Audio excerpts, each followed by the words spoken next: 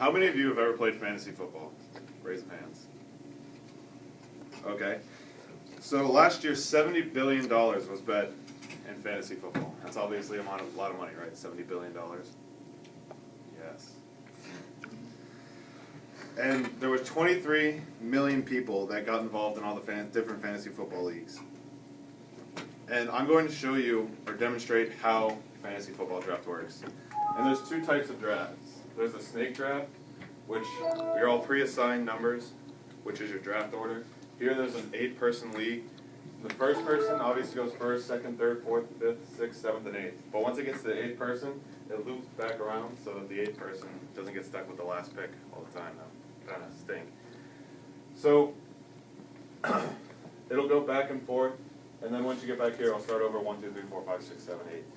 So it's really important to know what pick in the draft you have, because if you have your plan set out for, oh, I'm obviously going to get the first pick, and you don't get the first pick, your whole draft order is going to be messed up. So you need to be really flexible when working with this.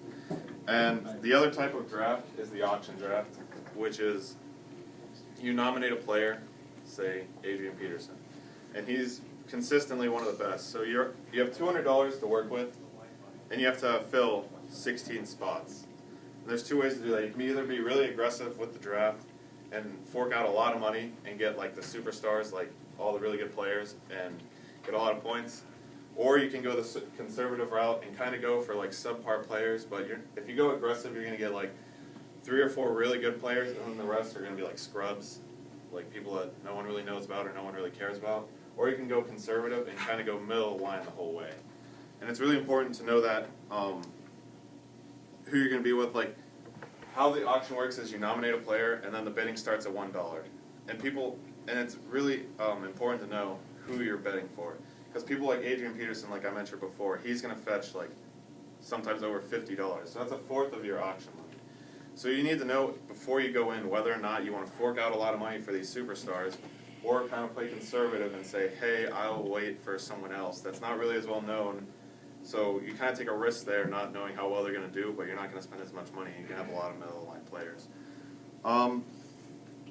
There's 16 people. You get 9 starters to use. You get you get a quarterback. Quarterbacks are really important because they can throw and run for touchdowns, and those are easy ways to make points.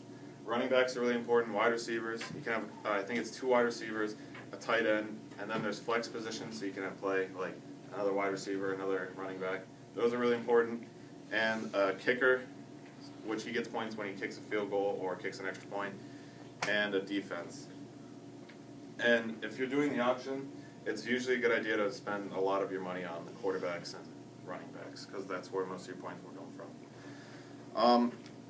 So yeah, like I said, the most important part of the draft is either running backs or quarterbacks. And if you're doing the snake draft, you can usually expect the running backs, most of the running backs, to go in the first round, like a lot of the big names. And some of the really good quarterbacks will also go in the first round. So you need to kind of plan out. You're not going to want to choose like a tight end in the first round, because that will hinder you. Yes.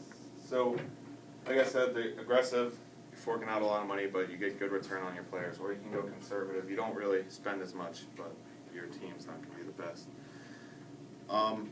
So yeah, with these tips, you could start your own fantasy football league. It's really easy. It's free, but you can also put money into it to win money from your friends. So yeah, that's always good to take money from your friends.